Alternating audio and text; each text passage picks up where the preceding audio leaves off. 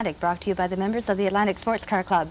We don't have any Formula One updates for you this evening. We do have a couple of short notices on what's happened in the local area this past weekend. Of course, the Molly Slip Endurance Race, our great big national event of the year, was just run this past weekend at Atlantic Motorsport Park in Shubenacadie. That turned out not to be such a badly attended event. If you're looking at it nationally, we had 12 entries. The second last event had only 11 entries in the first 9. So for being away from the central part of Canada, we didn't do too badly at all. A lot of our local people did very well, of course, only having 5 or 6 out-of-region competitors.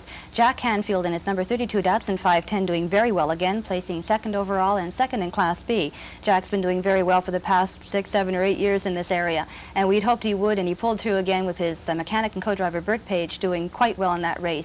We'll have a show on the Molly Slip itself for you. We have lots of tapes, and hopefully we may have Mr. Canfield and Mr. Page themselves in to tell you about exactly how hot it was in that car for Sunday afternoon. This coming weekend at Atlantic Motorsport Park, we have a total motorcycle weekend, Mac McConney weekend. Mac McConney is a venerable gentleman who's been in this Atlantic region and the New England states for quite a few years and been very interested and active in motorcycling. He is bringing once again the Mac McConney race. If you're interested in motorcycles only, this is your big chance to get out and see some. We'll probably have some old-time motorcycle races as well, and you may see Jack Hanfield there too.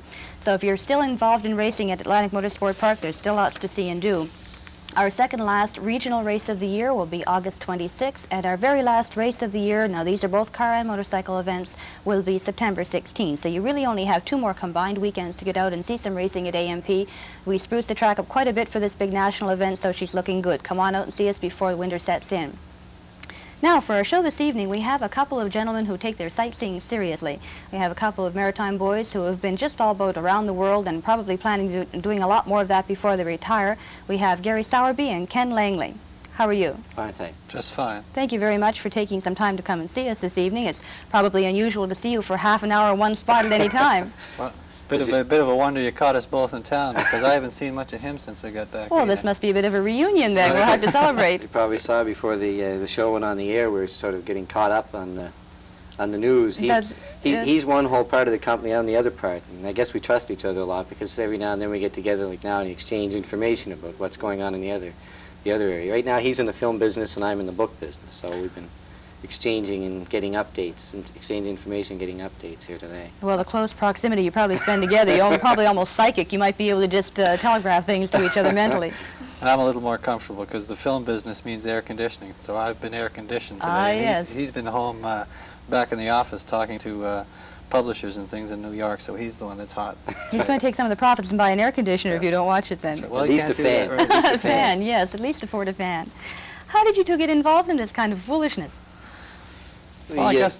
Well, we first met about 15 years ago at Mount A, and sort of kept in contact over the years. And then in 1977, it was. That's right. We came up with the idea of driving around the world, and then from that we developed the idea of going for a world record. And one thing led to another, and eventually, finally, after well, it was in 1980 that we finally did the trip, and we did that one in 74 days, and that got us in the Guinness Book of Records and attracted some attention, and then we were looking at Peking to Paris. That's how it evolved, very briefly. Of course, in between there were a lot of interesting stories. We were, our plan was to run the Peking-Paris race in 1982. We went, when we heard about the race, we heard there was 120 entrants in it, and we wanted to go, but people were entering old Rolls-Royces and Mercedes and motorcycles with sidecars and old Morgans and 3-wheeled cars and this kind of thing, so we didn't quite know what to enter in it. We wanted to get caught up in the spirit of the whole thing, so we went down to Kalamazoo, Michigan, and bought the very last checker taxi ever built. And we were going to run the meter in the cab and go for the longest cab ride and have some fun with it. But that event, because of some political problems in China, has been delayed till '86. Quite a delay, 4 years involved. Well, it came in 2 different stages, and so we were dealing with General Motors and Detroit Diesel Division down in the States about repowering the checker. And last year we had a bit of a gap. We didn't have anything to do. And so they put the challenge to us. They asked us if there was something we could do last year, because we were on the front cover of the Book of Records actually last year, so it was timely, 1984, for us to do something. So we went to England and talked to the editor of the Book of Records, Norris McWhirter, and said, look, what can we do? So he came up with this challenge from the southern tip of Africa to the most northerly tip of Europe in North Cape, Norway. Actually, we could have gone in either direction. The direction was up to us. So he said, you get between these 2 points, you guys figure out how to get there, keep the car on the surface, and call me when you leave and when you get back, and go through the verification procedures, and he would establish a record for us. I see. So but there had been no record already set, so this was a challenge you actually gave yourselves to set a record and make it as unbeatable as you could. It was done in 1952 by a fellow by the name of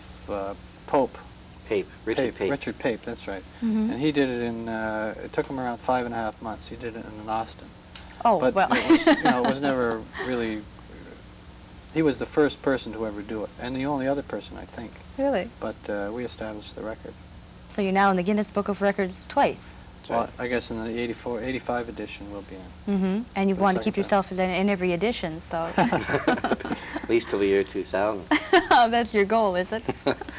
What started this around-the-world trip? Now, this was the very first adventure that you took. Maybe you could give us a little background. And there was a record to be beaten there. You decided that this sounded interesting. You'd love to get to see some sights, so took that one on. Well, that's basically it. We were talking with you before the program. Neither of us have ever been in a rally, but we've both put a lot of miles on the road, long-distance driving all around North America and South America and Europe, things like that. And it seemed the dream trip, the ultimate road trip, would be to go around the world, all the way around in a vehicle. Right. And it still looked pretty expensive, so we came up with the idea of doing it for a record, and then if we did that, maybe we could attract some sponsorship. And that's basically what happened, except in between from the time that we got the idea until we actually left, there were 2 hard years of organizing, planning, and the big one, selling. Yes. We spent almost $100,000 before we signed our first sponsor, so it's not for the faint-hearted. No. We might have been among the faint-hearted starting off, but I always say it's like love and marriage. You keep getting deeper and deeper. How do you get out of it? That's right. You're there. You know, we didn't think we were going to spend $100,000 before we signed our first sponsor. We didn't think it was going to take 2 years. But you go and some things are happening. You've got 25,000. Well, by the end of the summer of '79, we had over $25,000 into the project. A lot more, actually. So then, if you give up, you've lost 25,000. 25,000. Yes, you have to keep another on 10 going or get another 10. You might get the sponsorship or all. So you're trying to balance it. You think, well, maybe you should cut your losses. Maybe one should just forget it. That's right. Yeah. But we had real good bites. By the fall of '79, we had Volvo was quite interested. They said, it looked pretty good. It took until February to get the final approval, and then it was June before the contract was actually signed, even though the deal had been made and hands had been shaken and all of that. Toronto Sun newspaper, Bulova, Canadian Tire, that's Motorola right. Communications. So they were all there, but it takes time. These big corporations move slowly. That was the first big lesson we learned. That's right. Like the car we used at Volvo was built right here at the Halifax assembly Yes, plant. I read that. What model was that? It was a straight stock 245 station wagon. The manual transmission had a DL, no fuel injection, single carburetor. We wanted simplicity. Yes, that's right, for repair work on the road. And we ran it hard. The project worked well. That's the thing about these projects, is they're not rallies per se or races per se, but it's an exercise in logistics and communication, administration and diplomacy and administration, and a whole lot of good luck, and and a lot of endurance too. You get out there and we've seen a few sides of ourselves that I don't think we'd have seen if we hadn't got out there and tried to put ourselves through the paces that I we can did. well imagine. That's right. The edge, or whatever you want to call it. But you reach a point, and we saw it on the Around the World trip, and it scared us. But on this Africa Arctic trip, I mean, we'd never looked death in the eye, and that was the big thing on this last trip. Yes, I heard about that one. For the Volvo first, to get back to your first trip, any particular preparations for the car itself, skid pans or something, We tires? put skid plates on the bottom. We reinforced the shock towers, upper and lower. We put a heavier brakes, vented brakes on the front. We put the springs on the Volvos that they send to Africa. And we had a rally exhaust on it, a 60-watt, 18-speaker Blaupunkt stereo on it. We needed That's what really kept us going. Yeah. And we took the air conditioning off it, and we took the power steering off. So basically, we were trying to get as much horsepower as we could out of that stock 2.1-liter engine. Really? And actually, we went back to simplicity. Yeah. The suspension is where we did most of the work, and that's because the car empty, I think, was 3,200 pounds, and we were weighing between 5,000 and 5,500, so the car was heavy. Yes, it was. It would need suspension rework. And of course that paid off. You had no problems. We broke a couple shocks. That's all. The only problems on that trip. As a matter of fact, we were driving the car in December. We did a reconnaissance for this Africa Arctic trip last fall. We were down in Africa and the Middle East for about 6 weeks, and on the way back, we stopped in England, and we ended up taking the Volvo from London up to Blackpool, a resort on the west coast of England. And they were having a big car show up there, and they wanted the Volvo up there, so we drove it up. It was fun. It was just, strap the old Volvo back on. It was over 100,000 K on it now, is it? Or 100,000 miles. 100,000 miles, that's Yes. right. And it would drive up the M1 or whatever it is, 100 miles an hour, no problem. No problem. Incredible. I don't think we've done anything to I that. think all we've done to that car in 100,000 miles is a speedometer cable broke. We've done the brakes and tires. Exhaust And system, front maybe. shocks and exhaust. I mean, there's been nothing really That's done. it. Incredible. 100,000 Really is. miles. Yeah. Brake plug And those reversal. first 35 were real hard ones. Yeah, I can just Hard imagine. and fast. Now the second trip that you did was April, I think you said, of this year. That's right. This was the Africa Arctic Challenge, and for this you had a GMC Suburban. That's right. Diesel, Different. I understand. Whole different project, whole different vehicle. Mm-hmm. See, on this one we could both drive. That was the good thing about it. On the last one of the rules, there could be only one driver, and we flipped a coin, and Gary lost. Oh, really? So for the Well, whole he thing? won, actually. Oh, Sometimes the he lost probably one, yeah. lost. He did all the driving. But in this one, we could switch off. Uh-huh. The downside of that is we're expected to go more or less continuously. I see. On the last one, you stopped every day, and you had to get some sleep because no one, not even Gary, could drive 24 hours a day, for 75 or 80 Consecutive. days, right? Right. Well, and there's another thing too. The route we took around the world, there were a lot of nice 5-star hotels, so we didn't mind stopping at night.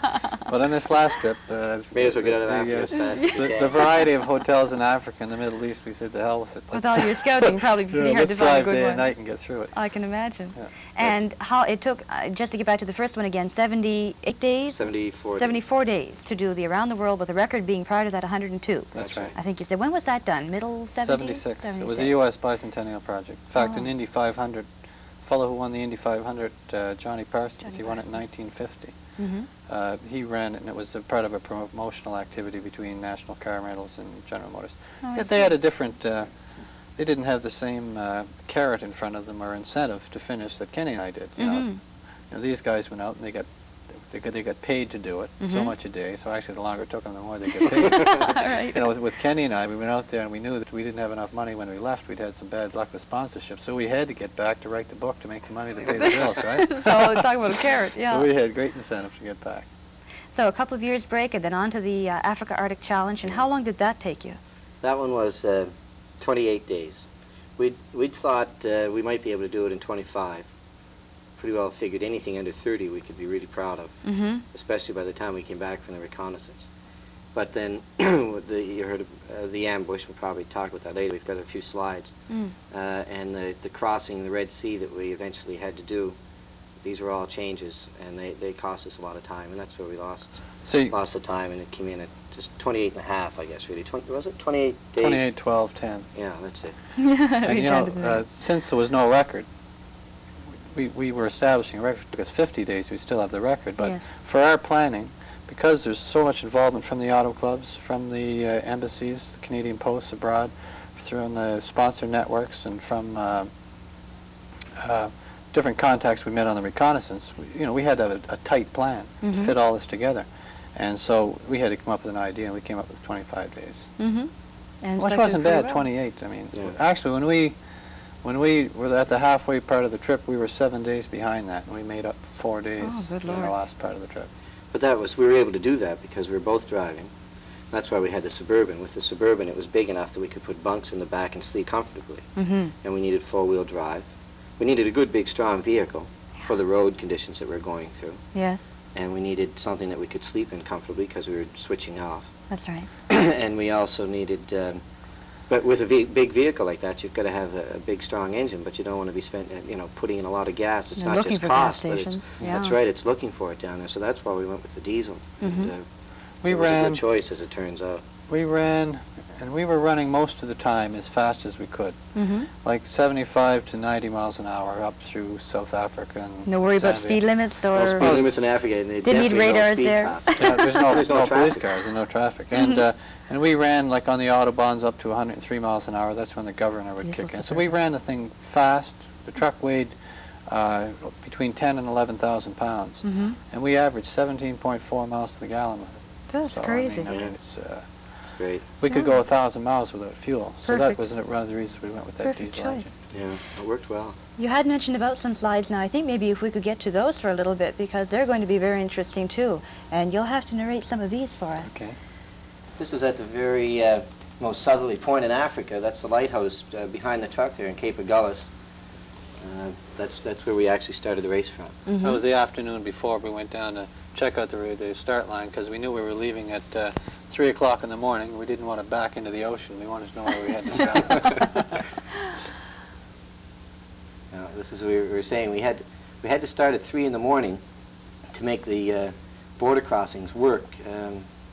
To explain that most borders close at 6 o'clock at night and open again at 12 in the morning, or 6 in the morning. Yes. So if we hadn't left at 3 in the morning, we would have ended up sitting at the border in Botswana from about 8 at night until 6 the next morning. Great. So that's why you can just barely see in the front of the truck there's a fellow in white. That's Tony Jobert, the lighthouse keeper, and he's the guy that actually sent us off. He flipped a gold Krugerrand that Gary's father-in-law, Dr. Davis, here in Halifax, gave Gary a gold Krugerrand for luck, and we had Tony flip it. It came up tails. He said, Langley, you're driving. Sowerby, you Some finished. luck. Sowerby finished the track. Great.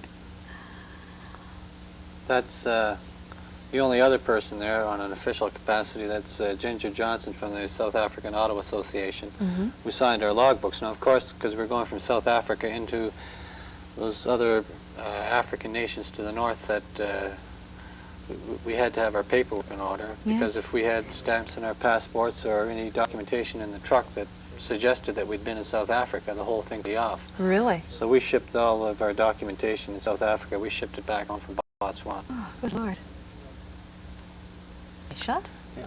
This is in the morning, waking up at the foot of Kilimanjaro, as a matter of fact. Some of these might be a little bit out of order, but just to give you some idea. That's the type of road we were running on in Tanzania. We ran on that probably up to 300 miles. And I don't know, I never thought a machine could take that kind of abuse. It really felt like it sounded like it was coming apart, because there was so much gear in the trucks around, pots and pans flying. On that road, one time Kenny was driving and I was in the back. We had cooking back there, and I was trying to cook some curried lamb up, canned curried lamb. I heated up. And Kenny had a pot, and there was curried lamb from the windshield to the tailgate and all over me. This is beautiful. Tanzania was really beautiful country. The scenery was to get the full impact.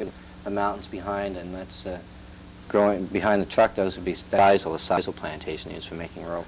See, up until everything went well. We left South Africa. We got to Nairobi in 4.5 days, which was a record in itself unofficially. We left South Africa and we told the people that serviced the vehicle in Nairobi, we said, look, we'll be there at noon. 2:12 we pulled in. Everybody just about had a heart attack. We couldn't believe it. And we got there and we were feeling smug. You know, in fact, I talked to my wife on the phone, and she said, how's it going? I said, look, it's a bit of a lark. It's going really well. You know, we had a couple rough roads, a couple shots. So you're the one that brought us the bad luck. But then things changed out of Nairobi. Oh, midnight fuel stop. Well, that was in Tanzania, wasn't it? Near Iringa when we stopped. We had fuel general rules of the road. You could backseat drive. Backseat driving was allowed. That's how you get away. Yeah, that's right. Secondly, if you thought you were driving too fast, you were. And third, if you're falling asleep, you were. Oh, nice. You know, if you even had kind of a nod. So the fellow was sleeping in the back. The driver had carte blanche. He could go back him up anytime, even if he'd only been asleep a half hour, because of somebody trying to wake up and passing out at the... And if we absolutely couldn't go, the guy that's getting up, then we did have two buses you could stop for a while. So, it's on the Serengeti Plain up in northern Tanzania. That's the kind of road we're running on across the Serengeti. Yeah. How And many you can really see the bull dust flying up there. How many Firestones did you go through? Yeah, 3. 2 bullets and 1 nail. No, really? So everybody's happy at Firestone. Oh, I can Actually, just we well changed them imagine. all halfway through, but I think, did you ever get a final read on the wear? I think it was the most. We had cash of tires halfway, and we came out of Africa and Saudi Arabia, and we had them there, and we said, well, you know, it was the same on the around the world trip. We could have finished on the original tires, but we said, well, I'd rather run with new tires than run with something. Bit of a break from driving. Right. Who's the photographer? We both were. Really? Yeah. Just another shot.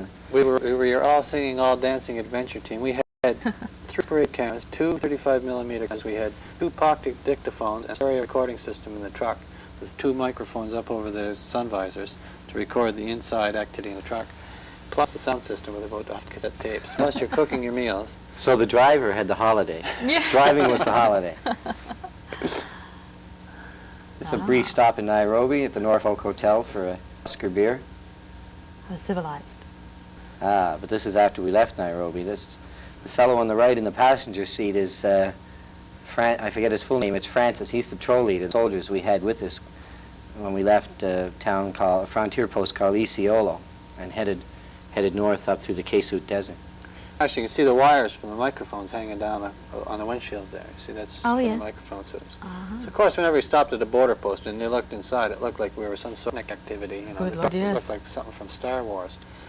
And they'd look inside, and I think they were more intimidated by it because nobody gave us a hassle at any borders. They said, "Look, you got busy enough. Keep moving."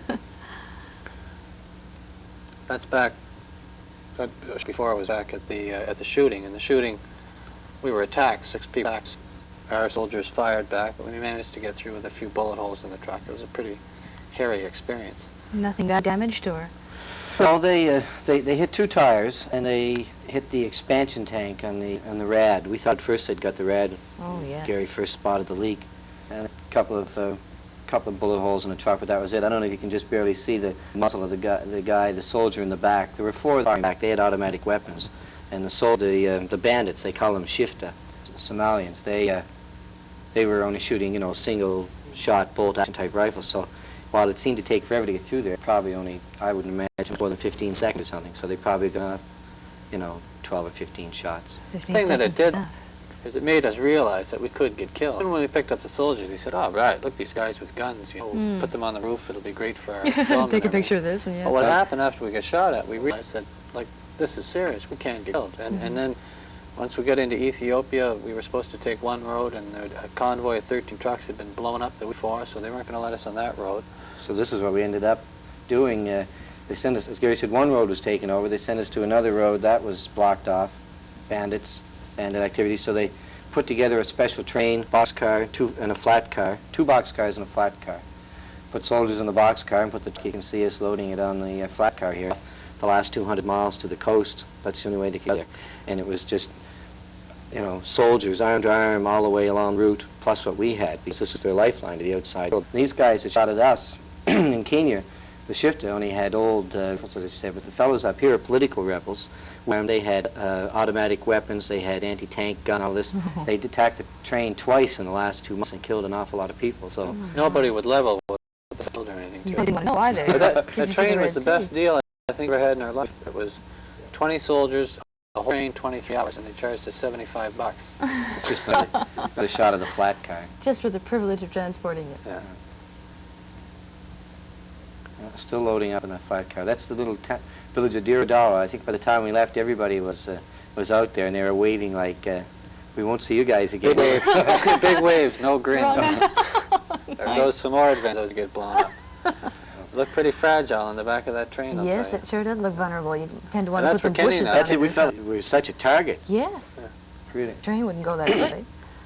Some of the crew out the back, I guess. You can see Gary almost shot that.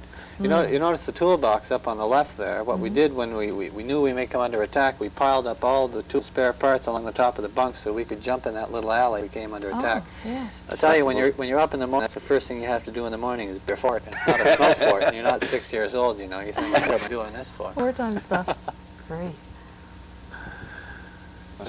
That's the load that we had in the truck. It was just, when we left Kenny, and I said, you know, this is going to be a constant battle, and it was just All in one place. Trying to keep it, just finding things, keeping it organized. This would be the road across Ethiopia, across the eastern desert over to Dira. Right, the roads we ran into in places that we thought they'd be really bad. The thing is, the information you get out of these African places is so out of date that we were surprised a few times with some road we didn't expect. Really? Good. Okay, here we are finally up on the finish line. We've skipped right through Iraq and Turkey and Saudi places. Pretty interesting. We went through Iraq, of course. We were within 10 miles of the front. We went right through Basra. And of course, I don't know if you remember back last February and March, this when the cover story of Time and Newsweek every other week was a picture of some village in Iran or Iraq that had been decimated, and that's going through pretty hot. We thought we were going to get held up overnight there, but we showed the guy the bullet holes and told him a few stories. Guys have had enough trouble. You've been and let us go. initiated. So it was a fast run then to the finish line. So that's where we're approaching now, Nordkapp. Dash. The last 6 or 7 miles of the road had never been opened as early as we got up there, and we had to get a brigade of snowplows to open the road, and this is the cut that they made for us to get to the finish line. I mean, here after we'd gone through war and got shot at and, everything Mother else. Nature could hold you back. And we get up there, and all of a sudden we weren't going to get to the end. That's the snowplows that open the road. That's the hardware they get out for us. These 3 huge alpine snowblowers. Yeah. It sounds like you got quite a bit of good cooperation from all the governments along the way then. Yes, it was great, and it made the difference that, the difference was were the Canadian ambassadors and high commissioners along the way. Oh. Who went about, we met with them, and word went out from the government, to give all assistance, and they came, and we met with them, and then we talked to the government people and said, look, could you give these guys a hand? It's, people of Canada are behind it, that sort of thing, and we got great cooperation. That's the finish line. That's Gunnar Nielsen, who Kenny talked to yesterday on the telephone in Norway, and that's signing the last entry in the logbook.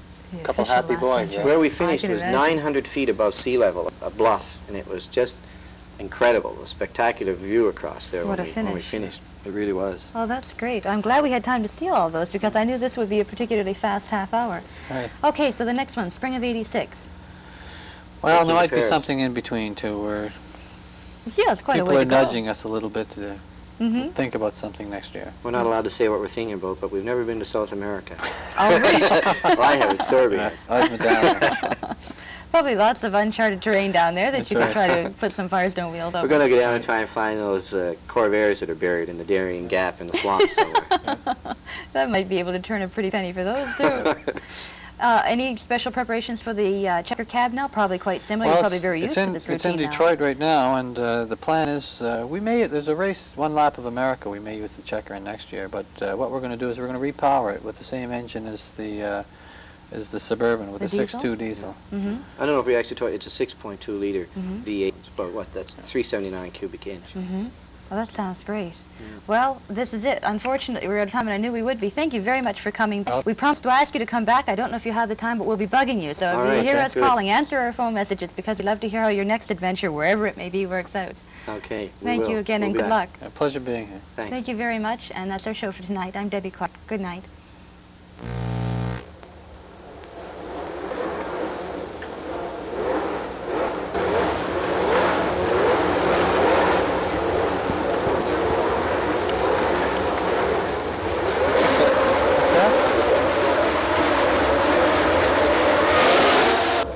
Hey, he comes out of the little box on the TV. It's another evening of Motorsport Atlantic. I'm back.